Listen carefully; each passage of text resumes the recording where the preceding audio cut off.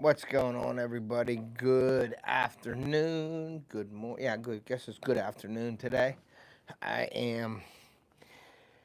I am going live today to give some channel updates. I haven't been on much, and I really haven't put out the content that I wanted to put out lately. Fishing hasn't been real good. Good. Hey, yeah, no kidding. But I'm just doing some channel updates. Is my audio okay? Everybody can hear me. I got to. I want to get on my iPad here so I can see everything because my left eye is kind of crappy right now. um, Audio is fine. Okay, cool. Just wanted to make sure everything was good to go. I think I'm gonna turn this a little bit so the window isn't in my face so much. So yeah, no, I don't want to channel update anything. I'm doing this here. Go to my Off the Hooks page and get on here. And we are live. So we got John in here, we got Amber in here, and we got Jason in here. Thanks, guys, for coming in. I just wanted to go live with you guys, give you some channel updates, and let you know what's going on with me and my face. As you can see from the thumbnail, I broke my face. So I'm going to show you right here.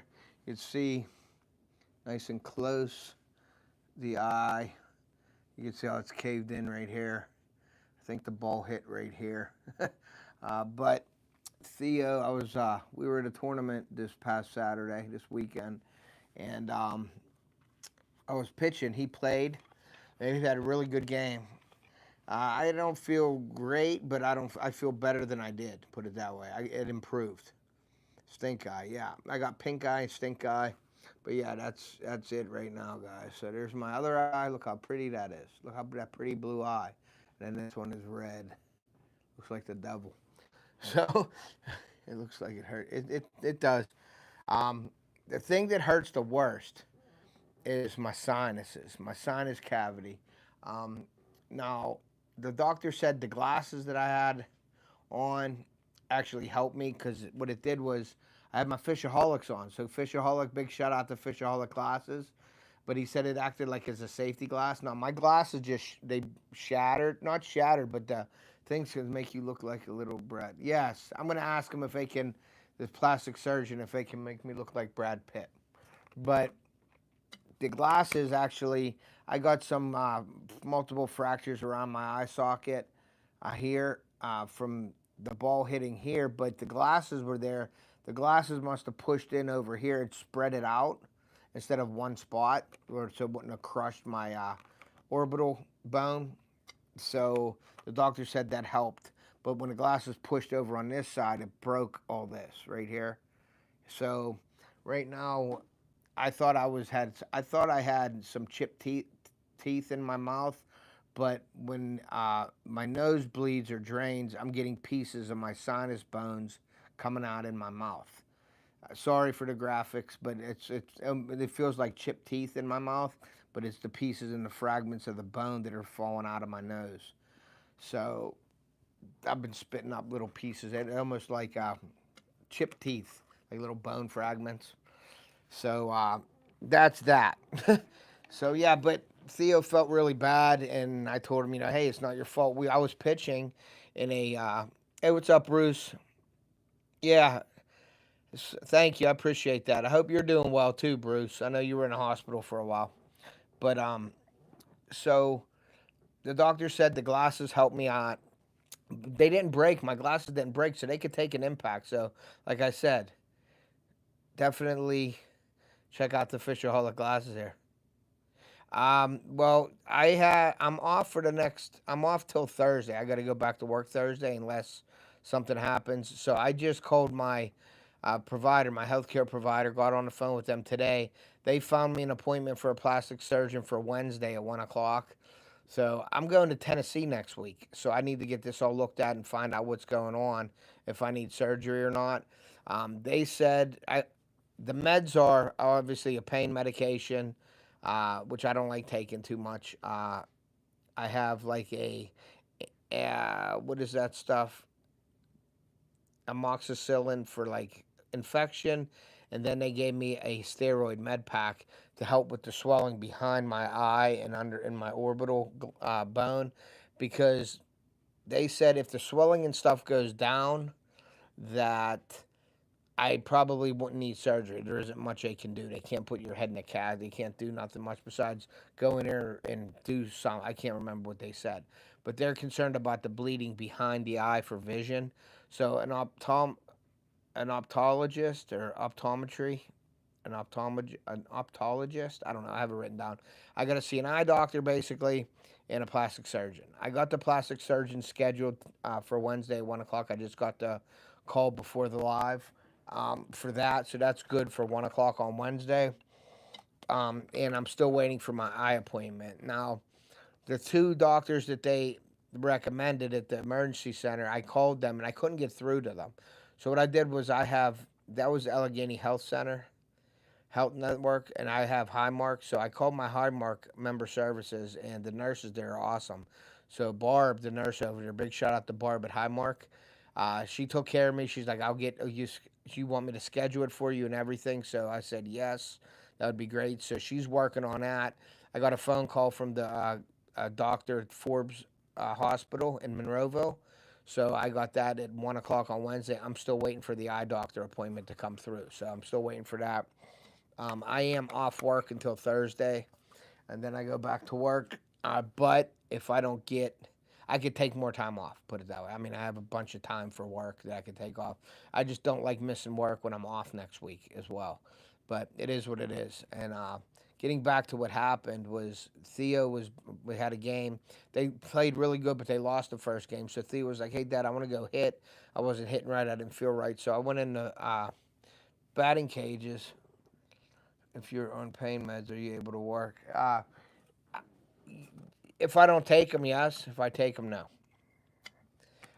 So I don't take them. I don't like them anyway. If I take one, it's going to be at night to sleep. But I have to sleep in like this chair. I have to sleep upright. I can't bend over. No, you can't. You can't do any of the pain meds and drive. So I have to sleep upright too, because when I put my head down, my nose bleeds and it comes out. And that's when all that bone and fragments come out too. I guess that's a good thing though, that it's bleeding, it's coming out, it's not staying in for it. So that's what they're concerned about, my vision mostly, and seeing if I need plastic surgery because of that. But getting back to what happened was Theo was in a batting cage. They have, I don't know if you've ever seen the protective like netting that's like an L shaped, and you stand behind it and you throw, just your arm is exposed so you can throw it and they hit. Yeah, maybe. Hey, real time, how are you? Thank you for coming in. I appreciate you. So, what I was doing was I was throwing the pitches and he was hitting them just like normal. And I threw the ball and it was hitting out. You could imagine this isn't 50 foot, like throwing 50 foot like in a game. It's about 20 feet away and it's in a cage. So I'm up close, like maybe as far as the room. So he's hitting balls, and I mean the dude. I mean Theo can hit now. I mean he's 12. He's bulking up, and he's hitting. Hey, real time. Thank you for coming in, guys. Make sure you're hitting that like button if you haven't yet. So yeah. So I mean he's driving the ball. He's got some power. So I'm throwing, and then I throw it, and he hits one. And, a few times they hit the net, and I move, and the net catches it or whatever. And then I threw one, man, and he hit it line drive. It was coming right for me. So I just moved back of the net. I moved behind the net, and there's a hole in the net right where my face was that I didn't even see. But I guess it's from now on, if I do that, it's definitely that net's getting inspected. But it came right through, and if it was further away, I probably could have got out of the way, but I was expecting the net to catch it, so I had my guard down the whole time when I moved. And then when I went and hit the net, I did flinch because it came close. And I mean, this thing's probably moving 75 mile an hour, maybe. I mean, coming off the bat at, you know, 60 to 80 mile an hour off the bat. And it's coming, and I just turned my head, and it hit me right here. And you can see the stitching from the baseball is on my face here still. and it hit, and I turned, and I think that's what pushed the glasses into my sinus cavity and hit. And then I just seen stars. I didn't go down or nothing. I just turned my head, and I sat down, and Theo said, "You all right?" And I'm like, "Yeah, just leave me go for a second." And I walked around, and then all the parents and stuff come over because they heard it hit me. They said it thought that I got hit with a bat. And they said they heard the loud crack. And so I was walking around, and people were asking me, "Hey, uh, what, you all right?" And I was just like, "Yeah, I'm fine. Just like let me alone," because I had to get it together because I had some cobwebs in my head. I was just shaking it off. And then tasted blood, and I spit blood out, and I thought I broke my teeth because all my teeth to today from this side over on both sides are numb. And my upper lip is numb, and my bottom lip is numb here, and that's from probably the nerve damage in my face. So they said that'll probably come back. I don't know, but I can't really feel my lip. It feels like I got a shot of Novocaine. Hey Peter, what's up, Phil? Thanks for coming in. So it feels like I got Novocaine in my gums, like both of my teeth, upper and lower, are numb. So that happened, and Theo handed me my glasses, and both of my lenses were out. So we sat there and we popped the lenses back in. The glasses didn't break. Yeah, I did. And so I put my glasses back on, and everybody's like, "You better go. Your face is caved in." It was like in, but you can't really tell right now. I guess you could see a little bit right here, but it was in, but it wasn't swelled up yet. And I just had some swelling on this side of the eye, and then I was spitting out white things, but I thought they were my teeth. But here it was the bones from in here, my sinuses. Yeah, so the swelling took it over. And like it wasn't. What kind of fog do you use? Fog? I don't know what you mean by fog. But anyway, uh,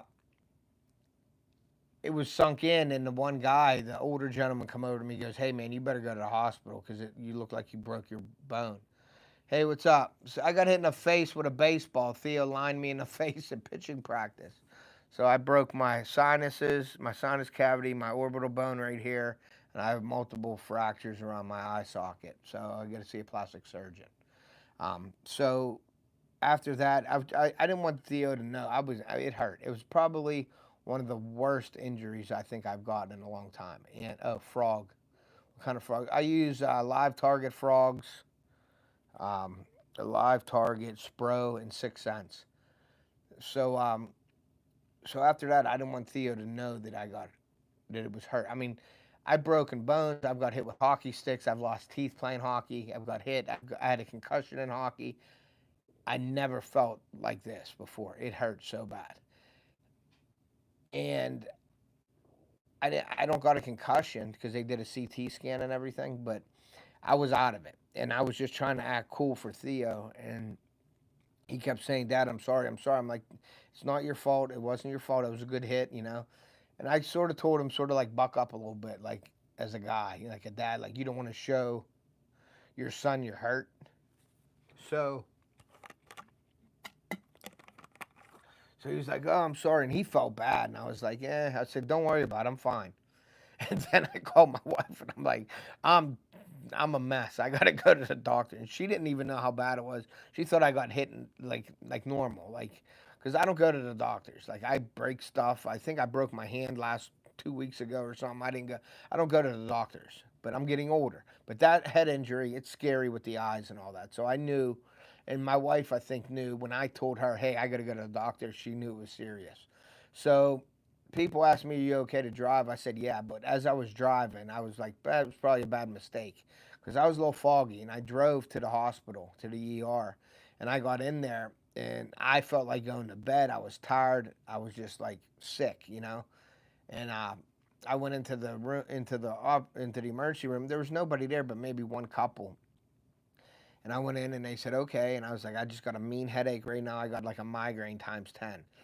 And they're like, "Okay, go sit down," just like nothing. So I go sit down, but it was like excruciating pain, like I've never had in my head before. I mean, I know people have migraines, and I know migraines hurt, and it was bad.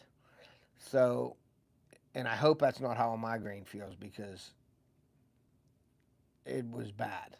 So they call me in. I'm like, okay, cool. I go in. They're just asking me my information. So I'm sitting there trying to answer all cob. I'm all foggy. I answer all the questions, give them all the information. For, of course, insurance card and all that. I'm like, really, dude? Like, I got a head injury. I'll give you my card later. I don't even know where. I don't even know. You know what I mean? So they answer that, and I go back out and I sit there.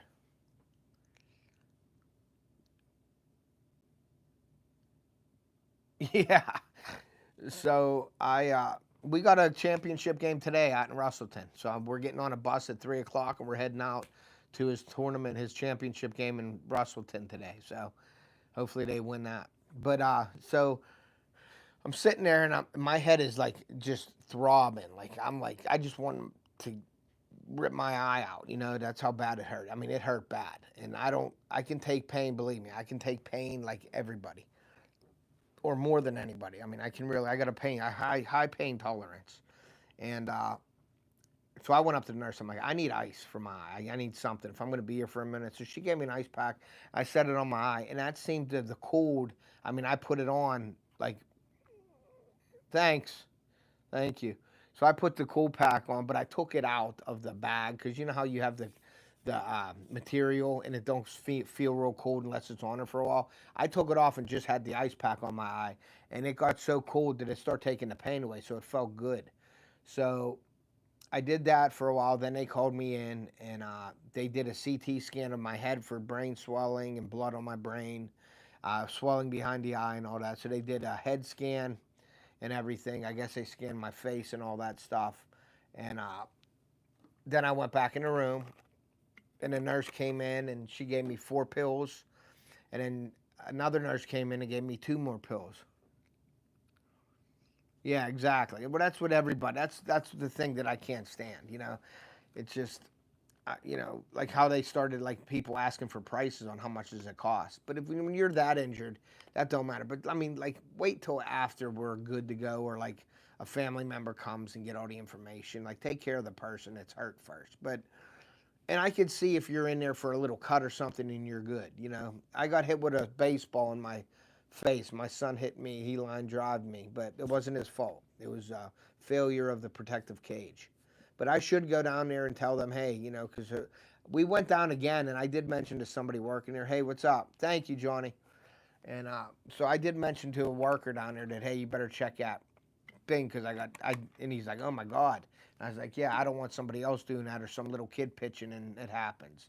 So I think they went and fixed it. I don't know. I hopefully they did. So yeah, so broken orbital, broken sinus cavity, multiple fractures around the eye, bleeding behind the eye. So I got to see if I need surgery, plastic surgery. I'll find out Wednesday at 1 o'clock. So did that. They gave me the pills, and about 15, 20 minutes later, I felt good. Like I don't know what it was. I didn't even ask. They gave me the pills, and I felt like okay. It was manageable. The pain. So I felt better. My mom called. My sister called. Amber. They were coming over to see me, but I was like, I'm good. They wanted to know if I needed a ride and all that. I was good. And then I'm sitting there after the CT scan, and I'm sitting in there. I was on the phone with my wife, and I showed them pictures of me, and they're like, oh my God. So all of a sudden the door opens up and the nurse comes in. I'm like, okay. She's like, yeah, you're all busted up. You should see your CT scan. You need a specialist. And she closes the door and leaves. And I'm like, okay, shit, what does that mean? You know what I mean? Like, okay, something's wrong. So that's why it really hurt because there's something bad going on. Like I said, I can handle pain. And usually I don't get like really, really, injured, I guess. But so then the doctor comes in. They're talking to me. They're like, okay, we're worried. Then they said, we need to take you to a vision test. So I go out in the hallway and I hold my eyes and they give me a thing and I look on the wall. And I did, yeah, and I did hey, Gary. And I did no, they didn't tell me I had a concussion or anything. Yeah, it was the mic drop. But she's like, you should see your scan. You're all busted up. You need a specialist. And then she left. And I'm like, Jesus. So then like the doctor came in and she was talking to me. She's like, okay, let's go do a vision test. They were concerned about the vision, so they were concerned about swelling of the brain, blood on the brain, which the CT scan didn't show that, so that was a good thing. But there was blood behind my eye and everything that could put pressure on my eye that can cause me to go blind. It was bad, bad. The worst pain I've ever had. I'm still in pain right now. My whole face and everything is still numb. I mean, it's just manageable now. Like I can't chew nothing. I thought my jaw was broke right up here. Like you can see back to my ear.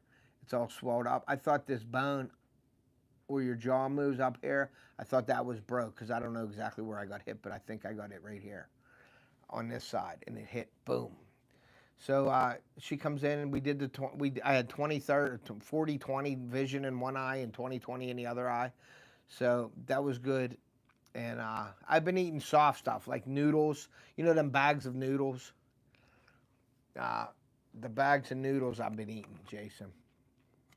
So, yeah. Yeah, so I've been putting ice on it for 15 minutes, taking it off for a half hour, icing it for 15 minutes, putting it on. So, yeah, like the noodles, the soft noodles and stuff like that, I feel like it looks way better on this live than it looks in real life, unless it got better since I left for work. um, I don't know. It may be getting better. It feels like it's not as I still got headaches and I'm still numb, but that pain, that pinching in the eye, the worst thing that hurts on me is when I breathe. It burns all in here, and when I bite down, all my jaw and teeth hurt. So it's I'm like taking little pieces of bone from my nose out of my mouth. It's weird. Like not big pieces, like shards of bone, but little they almost feel like they're chipped teeth. So my nose will bleed if I put my head down, it just bleeds. And then after that, I feel like little pieces of bone in my mouth, and that's from the sinus cavity being busted. So so yeah, it hurt. It was probably one of the worst things I've ever had. Like bad. And you know, I can't do a liquid diet. I got to eat, man. I got to eat. My wife knows I will be miserable if I don't eat, and I got to eat something. Like I was eating last night. You can ask Sue, my wife. I was up. I kept going in the fridge grabbing stuff to eat. I was eating everything last night: bananas, whipped cream, anything I could eat. I was eating, and I got to sleep sitting up. So I'm like in my bed like this, sitting there, and last night I did take a pain pill last night, and I went in and I fell asleep up. But I think I woke up on the side of my face because I had blood all on my face this morning, where it probably was. I turned and the blood come out of my nose on my face. But I checked the pillows and stuff. There was no blood on it. It was just on my face. So that's what I'm dealing with now. A nice kelp drink. Kelp drink? Yeah, I don't know. I don't know about any spicy food, Johnny.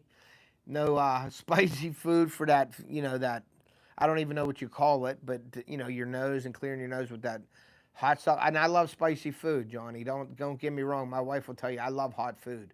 I don't think I like it as hard as you guys do, but I like hot food. But that's out of the question. Ramen, spaghetti, ravioli, soft fruits. Yeah, capsaicin. That's it. That's it. But breathing hurts my nose. When I bite down, everything back here is I.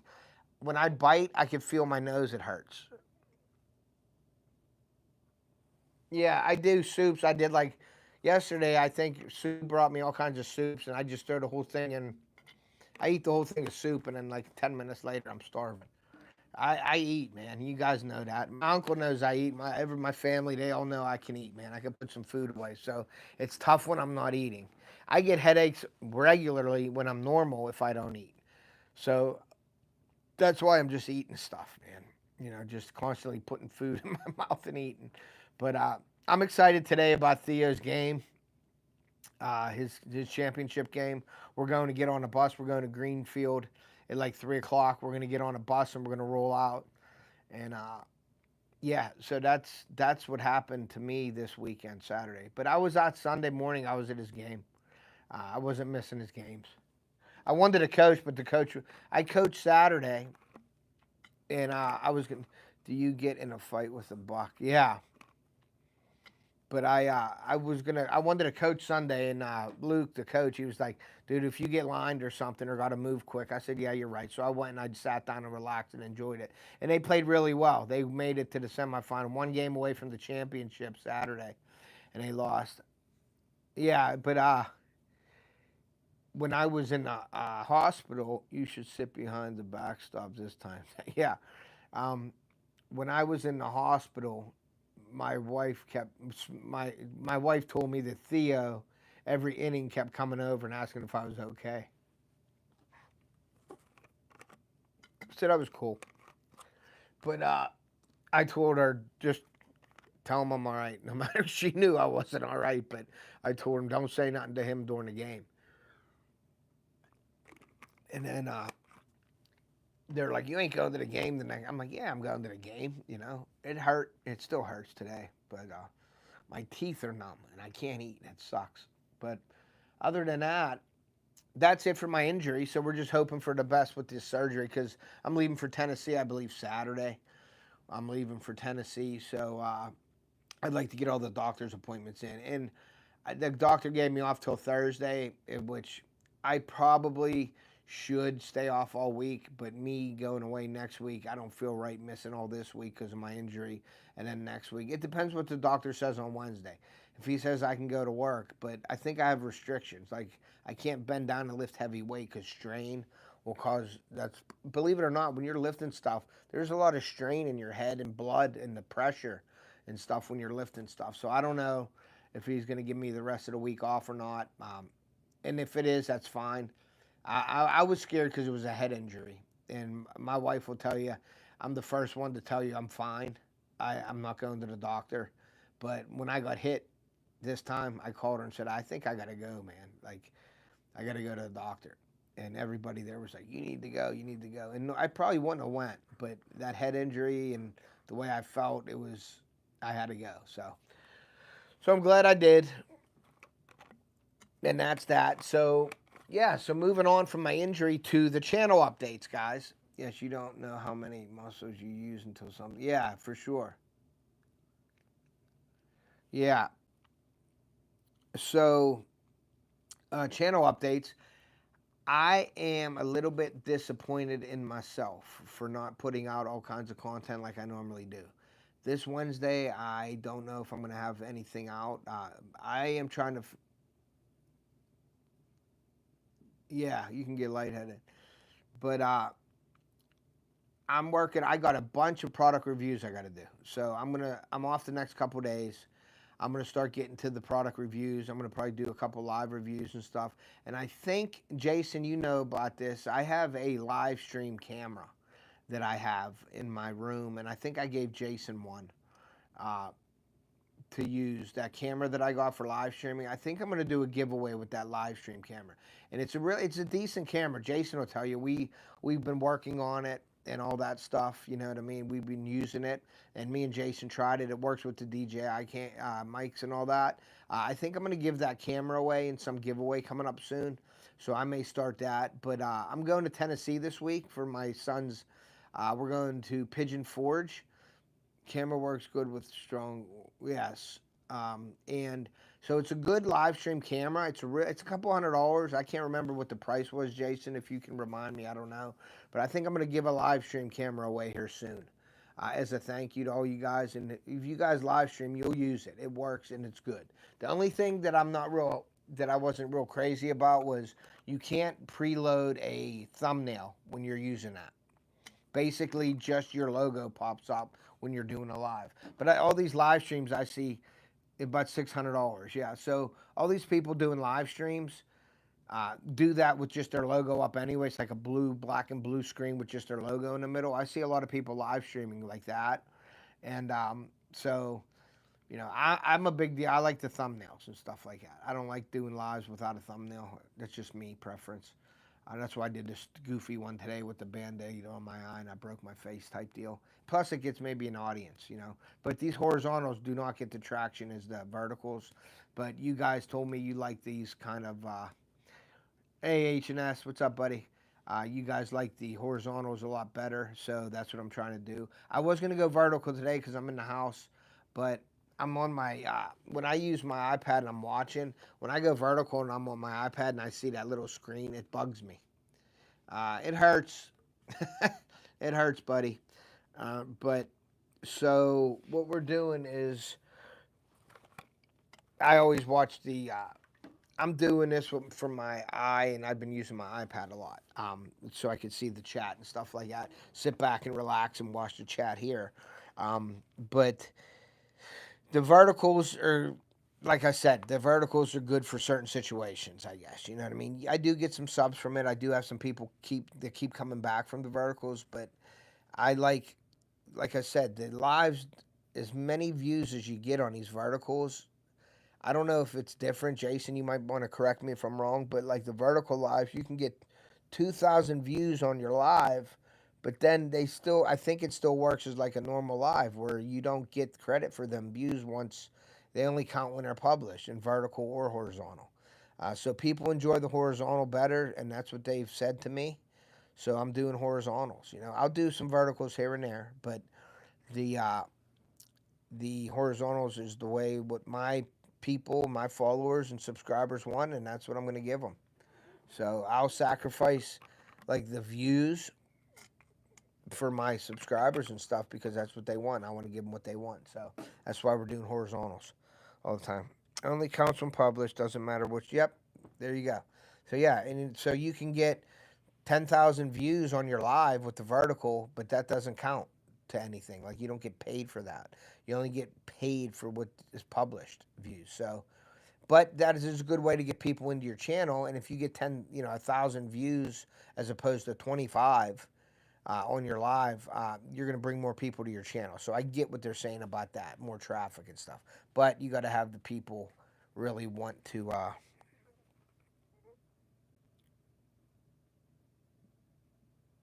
Yeah, you can do that. You can do the lot. Yeah, you can go watch. It's easier to swipe back and forth for sure.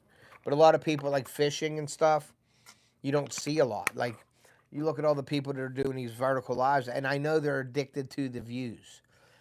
Some fishing channels that are on every day and stuff like that, they go vertical because they got 4,000, 5,000 views. You know, people in there, 100, 200 people in there. But none of that counts when it's published. So you don't get any, the only thing you get out of that is traffic to your channel. And you got to hope that some people, you got to hope that some people, that's another thing I got to quit rubbing my eye. And I forget about it. My sinuses hurt. But it feels good sometimes when I rub it. So I do rub it. um, but yeah, that's the deal. So coming up is Tennessee, so I'll be doing probably a live from Tennessee. I'm probably going to have a family fun video come out then. And then when I get back from Tennessee, we're going fishing again for 2 weeks. Or 2 weekends I'll be fishing because I'm closing the lake house down in August. And then my hunting stuff comes out.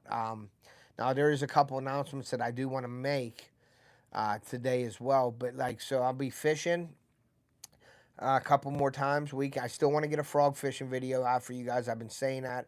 I'm hoping that the frog fishing kicks in here up there so I can make some videos with that.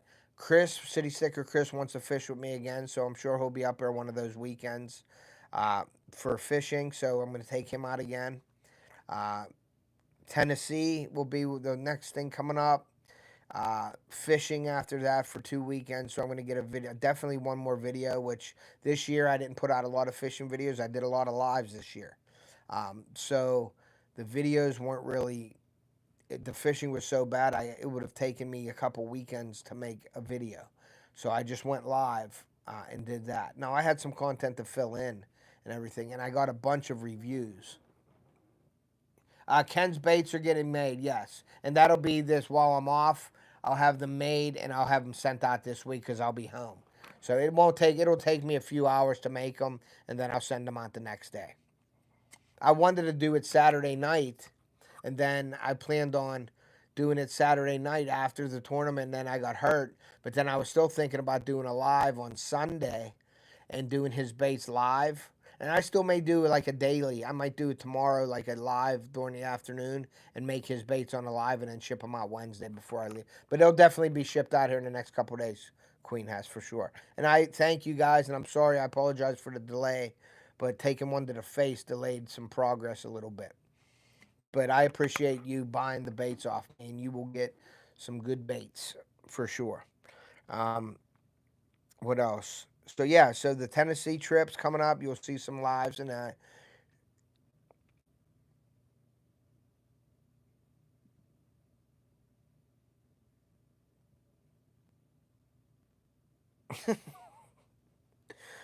So my wife just hammered me right there. If you guys saw that, she said someone didn't bring their fishing stuff home to take to Tennessee, so bets on if he ends up at the store buying new stuff while we are there. Might have been part of the plan. I to tell you the truth, honey, you know I don't need much fishing stuff anymore. I am concentrating though on getting my new seats in my boat and my rug. I want to get my if I get my boat rug put in my boat with new seats. That's really what I want. I may be looking at a new trolling motor as well, but I want to get the seats and the carpet done first. My trolling motor's fine for now, but I'd like to get that. And I need to look up how to finish. I have a little bit of those faded spots, and I used that liquid last year to get rid of the faded spots, and it worked for a while. But when it's getting pounded by that sun, it seems like it's coming back. So I don't know if I need to take it in to get detailed to get rid of that stuff. But I mean, the boat's working fine. I mean, but I would like to get the new carpet. It's getting wore out, and my seats got getting some holes in it and cracked from the sun and everything. So I want to get new seats and new thing. So I don't think I'm going to be buying anything down in Tennessee, but I can't say no that I wouldn't, because if there's something up down there and I get that little itch, I may be going to the store. Maybe I'll do like but Tennessee got some big bass, guys. But I was really dedicating this trip to my kids. And as you notice, like Theo fishes with me. My daughter don't fish with me anymore. She's not really into it. So I'm trying to dedicate the trip because my daughter's going too, and I got to keep her.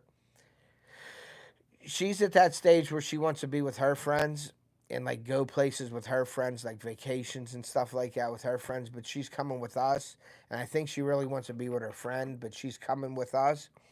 So I'm really trying to work on entertaining her this week, as this upcoming week, and doing things with her that she likes. And you know, the only thing that sucks is I love to eat, and I hope that I can eat by the time we go to Tennessee, because that's a big thing with me and my daughter. We love to go out and eat and try things. So that's a big thing of the trip. That's where we're going to be doing lives, and we're going to be doing a video with the family fun thing down there, because that's somewhere we've never been before.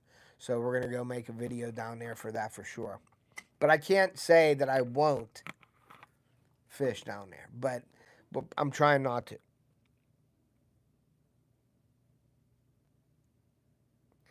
Yeah, I don't know about that. We'll see. But anyway, we'll see what happens with the fishing. But I'm really trying. There's so much stuff to do down there at Pigeon Forge in Tennessee, so I'm going to try to concentrate on that.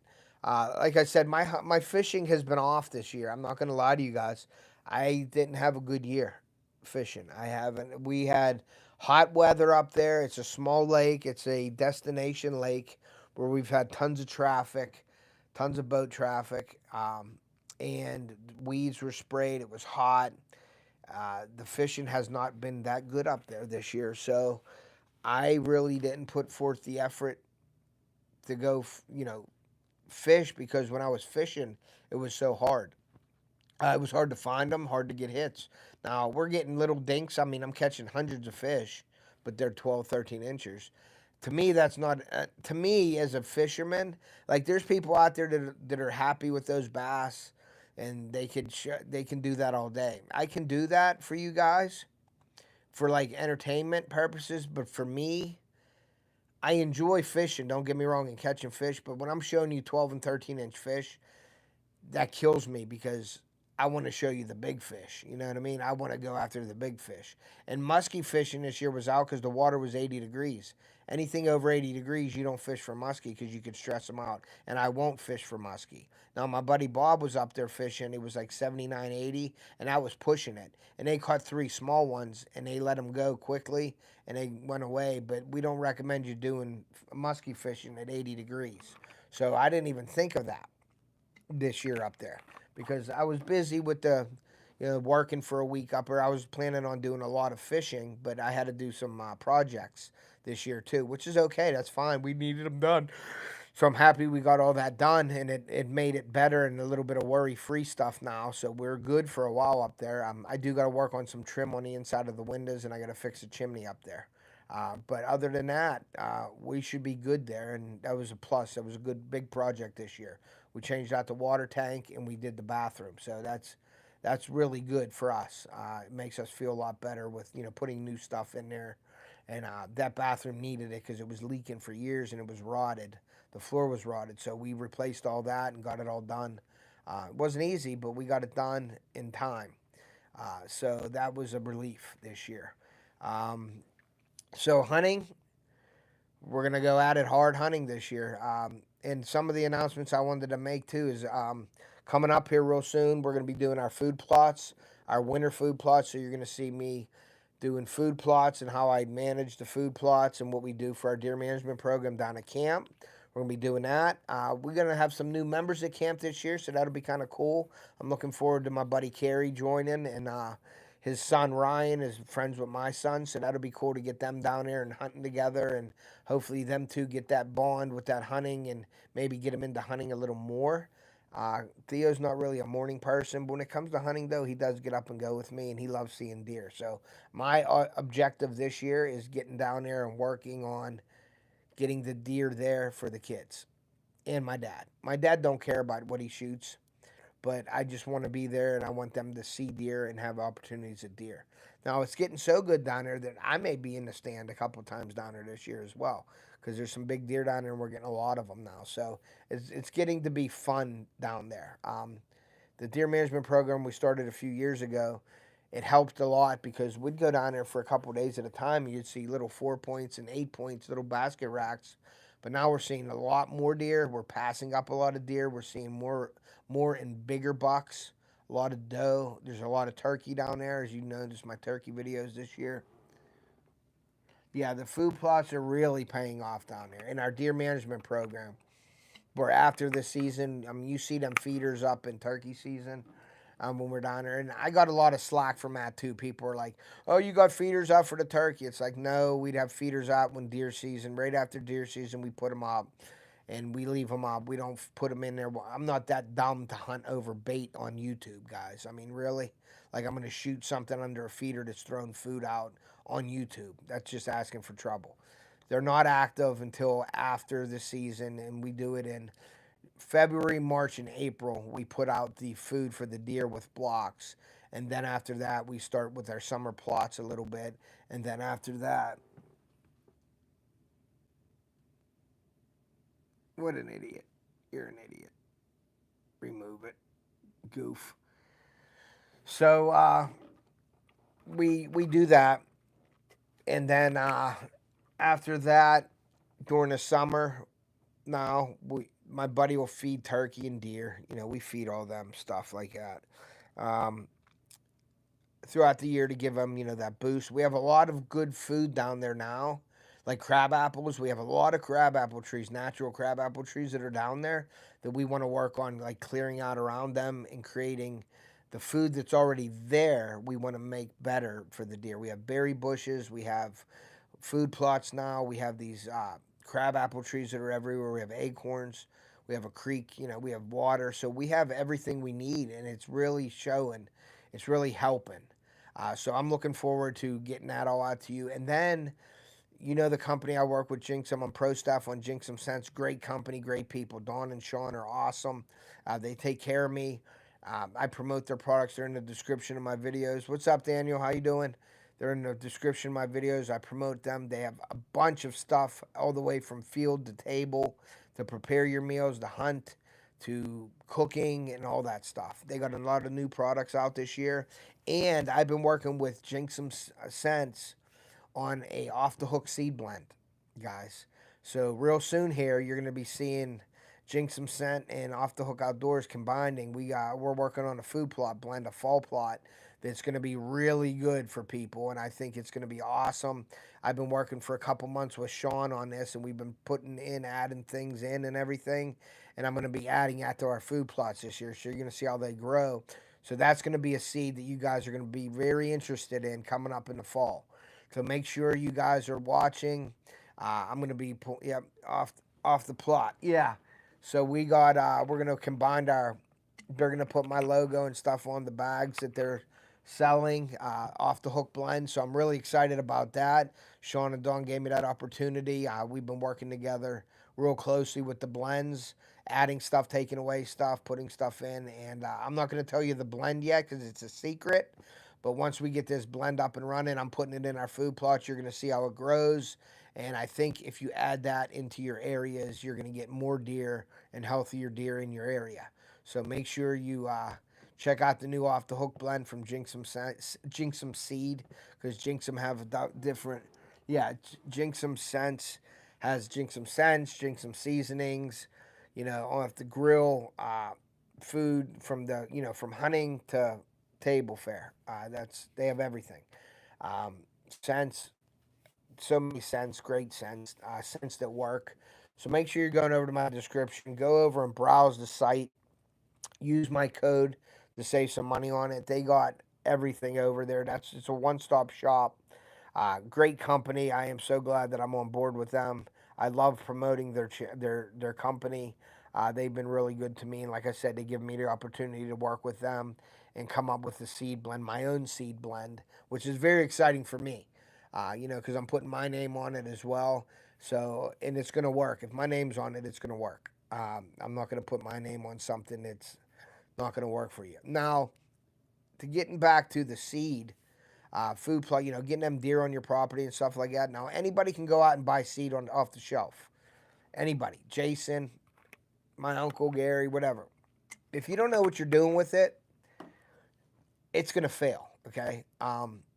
So not anybody just goes, grabs seed, and plants it.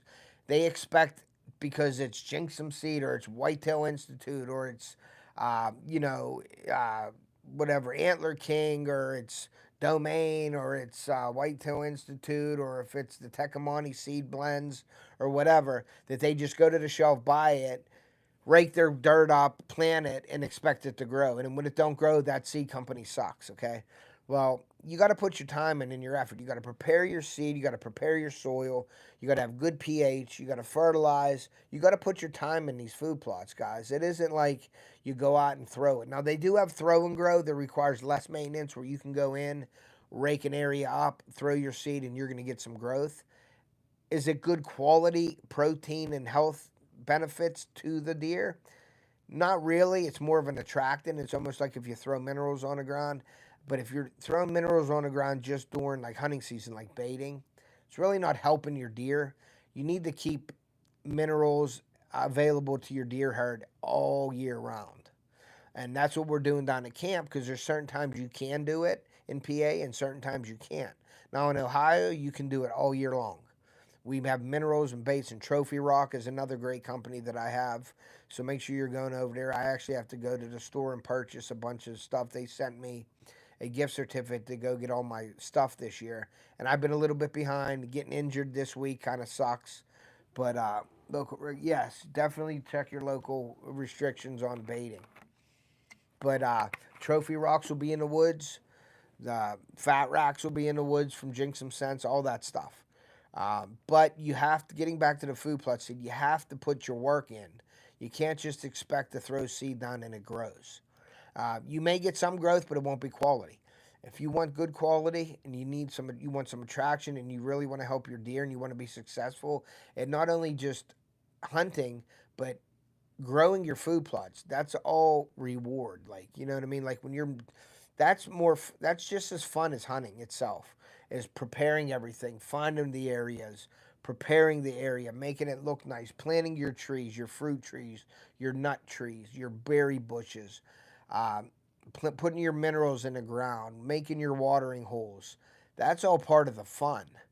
And the reward is seeing the deer after, and not even taking the deer, just seeing the deer using your area, and taking advantage of the area that you provided for them.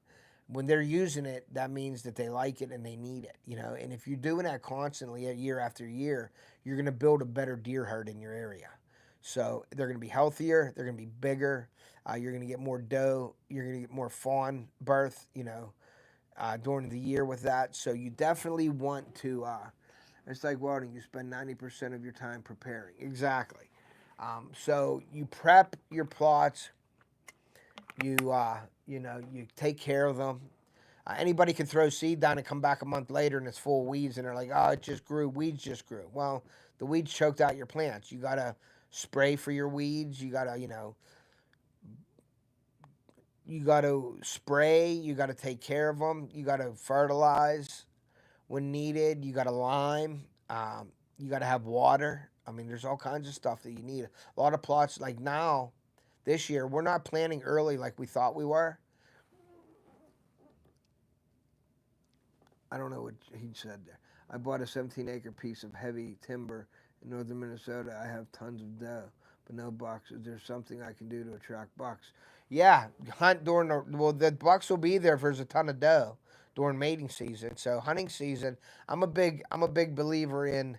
There's some people that call them doe factories, where they say there's too many doe. But if you have a block of timber and there's too many doe in it, then you don't have a good buck bedding area. Your buck bedding areas are behind the doe. The doe will bed in the best areas of your land. They will bed close to food, water, and cover, and the bucks get the second best bedding behind that. And a buck will send them out first. A buck won't come out. They're not stupid. They send all the younger ones out first to check the areas. So you got to provide cover, buck bedding for bucks. Um, and we can talk about that, Daniel, about that. Now, I'm not a forest manager, but I have some ideas of some stuff, and I have a couple buddies that know. And Chris is a good wealth of knowledge when it comes to like that stuff too, where we could talk to you about what you need to do, or you could send me an aerial or a Google shot of your land. But if it's all trees, you're probably not. It's better to have boots on the ground to actually see, because terrain is a big difference too. You can show me an aerial plot of stuff, but if you don't have boots on the ground to walk it and see what's there, that's probably the best way to do it. Um, if you had anybody in your area that's like a manager, deer management, you can call them in. You can get some cheap people, to come in just to give you ideas. But I would say food, put mineral licks out, and put cameras on them. See what's there, because there's bucks there. You just don't see them. Okay, well, if the tree canopy is so thick, you're going to have to obviously there's nothing growing on the ground. If you're standing on the ground and you can see 100 yards straight through the trees, that's not good for deer. You want to not be able to see 50 yards. You want to have undergrowth and all that. So I would say go in and select cut your trees, maybe open up the canopy and do some hinge cutting in areas. And the hinge cutting could be like your bedding areas, and strategically cut the trees down so they're angled the way you want the deer to move. Like angle them towards food plots, angle them towards food, angle them towards water, and you set up your stands accordingly. But definitely open up that canopy. You want to get growth on the ground. If you don't have growth on the ground, you're not going to have deer staying in the area. They may pass through, and the doe may be in there. But if you don't, to me, if you have a heavy canopy, you have open ground, you have no food, not even browse, that the deer won't be in there. They'll just pass through. Lots of hazel brush. Okay. Yeah, and deer and hazel brush, that's good bedding, and browse.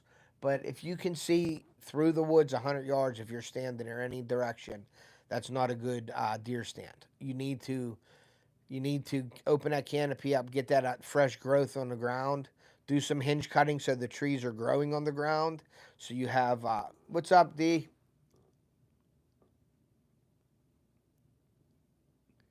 Yeah, it's gonna be good, buddy. It was an improvement, right? So I get some surgery done. Maybe I'm gonna ask him to get me like looking like Brad Pitt or something. So, but yeah, so I would definitely walk your land and see where you're jumping deer from. And if you're jumping deer from areas, I mean, take a picture, take a map with you of the land. I mean, I love doing stuff like that. You go in there and all the intel you can grab. That, like I said, that's just as fun. You're going in there walking, you see deer jump up, you mark that on the area where they were bedding. And, then you can work with that. You get a starting point where you want. But food is key and cover is key. Food, water, and cover. I mean, and if you don't have any water in the area, put watering holes in. Go grab a 55-gallon drum, drop it in the ground, fill it with water, put a stick in it so nothing can drown, and or get a Kubota with a bucket and dig yourself a trench. Let the natural water fill it up so they have somewhere to go for water. And food, you definitely got to have food to keep the deer, because the deer won't stick around if there's no food. And if you have a bunch of doe there, though, I'm gonna guess, and from my experiences, I love as many doe that your land can handle. If you have too many doe there, people say, "Oh, get rid of all the doe, shoot them all." Well, then you won't have bucks. A buck breeds one doe, he's done. He goes looking for the next doe. If you have two doe on your property in hunting season, and you're sitting there in the rut and you have two doe on your property, and that doe's already been bred, that buck's leaving your property and going to find another doe on another property. If you have 10 doe there, that means you got about 2 weeks worth of breeding on your property, which will keep the bucks at the doe on your property. So keep as many doe as you can, and if food is an issue, add food to add the tonnage in food plots. Clear some timber out and make a food plot. Put heavy leaved uh, like brassicas in. You want tonnage, the most tonnage you can get. A lot of people like clover. That's a good all around. They love clover, high protein, but there's not a lot of tonnage in an acre of clover as there would be an acre of brassica, or turnips, radishes, stuff like that, chicory, um, peas and stuff like that. Peas I like, but I think they get eaten and they're done. So I like having the brassicas and the turnips and stuff. And one of my favorites is rape, with dwarf Essex rape and kale. Broadleaf plants create tonnage. An average deer eats about 7.5 tons of food a year. You need a lot of food for deer. Once you get the food established and you see that maybe they're depleting that really fast, then you can start taking some deer off your property. Shoot some doe. Every year we take a few doe off our property. I think we took 8 last year, but there's 28 there this year. So we want to keep them in there feeding and eating. My dad he don't like the doe factory, but I tried telling him, where you have doe, you have bucks. You have 12 doe coming in the field. Last year we had doe coming in and out of the field. We had all kinds of different bucks coming in and out of the field, because each buck is after a doe. You know what I mean? So the buck to doe ratio, yeah, I get it, but one buck to one doe is like perfect. But it's very, very hard unless you have a high fence managed area to do that, especially on public when you have your neighbors around you. What are they shooting? Which are they shooting deer out of season? Are they poaching? How much pressure is on your land? How much land do you have? If you go in and pressure your land and you only have a little bit, then you're pushing the deer out of there onto other properties. So definitely got to uh, you know think about all that. And if you have any questions, Daniel, I'll be happy to help. I know we're leaving. I was just getting ready to do that, Mom. We're good to go. Believe me. Hey, Theo. Theo, start getting ready. All right. Your mom told me to get you ready. So, but yeah, so that's Daniel. If you have any questions, I love doing that stuff, and I have resources that we can get you going. If you want to send me pictures on the phone, anything, tell him Sammy Levick. Yeah, that's D. But Sue's telling me what to do, Damien. She always tells me what to do. She's the boss. So, all right. So I'm gonna go get ready, guys. I enjoyed talking to you guys. I'd want to give you an update on my eyeball and what's going on in my channel here soon. So keep an eye out. But I'm really excited about the Jinxum seed and Off the Hook seed blend. I'm really, really excited about that. It's the first time I get to work with a company and have my brand, like my thoughts in the product. So that's very cool for me. So really excited about that. Fishing hasn't been real well for me this year, so I will admit that. But catching a lot of fish, just a lot of little ones. I like to show you the quality fish. Boom, anybody can go out there and catch 25 bluegill and crappie and all that stuff, or 12-inch bass. I wanna be different. I want to give you the 3, 4, 5 pound bass. That's just my goal all the time. So, but it's been fun this year. Still, we got a lot of stuff done. We had a lot of projects up there. We had fun this summer. Fast, of course, every year seems to be faster and faster. But yeah, Daniel, definitely get a hold of me. I love talking to you about that. I would love to talk to you about that stuff. I love doing that stuff. Watch the videos that are coming out with my stuff. I'll be doing walkthroughs down to camp. I'm hoping Chris will be able to get down to camp with me this year too to walk, and we can do some collabs together down there. With that, because Chris is really good at the food plot stuff too, and the deer management part of it. But yeah, definitely check it out. Daniel, you might want to buy my seed, my plot. You might want to buy that seed coming up here and see how it works out for you. Clear yourself an area, a quarter, half acre, and we'll get you the seed out there and get it planted. But pH is a big deal in the ground. You know, your soil has to be correct. We limed in May, so 3 months it usually takes for the lime to get activated in the soil. So we limed in May, so it should be activated now. So anything we plant will be at that pH level it needs to be to accept the nutrients, because the pH level will let the plant use the fertilizer. If your pH level is bad and you put 100 pounds of fertilizer on, only a little bit of your fertilizer is getting utilized, because your plant can only bring in so much fertilizer if the pH balance is wrong. So you got to have a great pH for your plants to accept the nutrients. You can fertilize every day of the year, and it will only take so much fertilizer in if the pH is wrong. So keep that in mind. If anybody has any questions about food plotting or deer management, please give me a call. Email me at tedpolanowskijr@gmail.com. I really am passionate about that kind of stuff, guys. So I will go through everything with you. I will talk to you about it. We come up with ideas about it. I could throw your ideas, and I can learn off of you guys too. I'm not saying I know everything, because I don't, not at all. I like learning from other people too. What works for you might work. What works for me might not work for you, but then again, it could work for each other. I could try something different. You might see something that I do differently than you do that might work for you, and I may learn something off you that might work for me. So it's a win-win for all of us if we work together and try to do this thing. So definitely watch the videos coming up here real soon. Make sure you're checking out my Tennessee videos and my live streams down there. But we're going to be getting into some more fishing here a little bit, a couple more times. There'll be a video or two coming out with that. Keep an eye out for my live stream camera giveaway. It's about a $600 camera. I don't use it much, so I figure I will give that away as a thank you to you guys for, just supporting me and stuff, and it might help somebody in the live stream. And it's a good quality live stream camera. It's not a piece of junk. So, yeah, with that being said, guys, I got to go get ready for a tournament that my son's going to win, I hope. So I'm really excited about that as well. So we got to get going. So thank you guys for being here. And like I always say, check out my description. Check out all my partners and affiliates. I'd appreciate if you go browse through their websites and things like that. Leave a comment. Let them know that I sent you over there. Buy something. Use my codes to save some money. And make sure you're taking the kid fishing or hunting. We want to preserve our sport and pass it on to future generations. And we will see ya.